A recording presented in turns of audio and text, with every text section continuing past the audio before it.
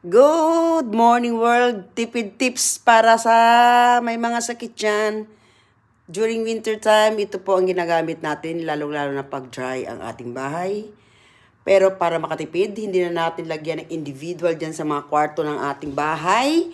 Since nakabukas naman ang ating heater, at ito yung nilalagyan natin ng tubig para hindi dehydrated ang ating kapaligiran sa loob ng bahay. Lalagyan natin ng eucalyptus. Drops natin dyan para maging centralized na pabangunan ng ating bahay. Nakakatipid pa tayo ng kuryente. At nakakatulong pa yan, lalo-lalo na pag natutulog na tayo. Ang sarap ng ating tulog, mga kapatid. Diyan lang, hindi na kailangan bumili ng mamahaling mga pabango para sa sobrang bahay. Eucalyptus oil lang ang kailangan. Nakakatulong pa, lalo na pag meron kang sipon at ubo. Salamat sa panonood. Bye-bye. Ingat lagi.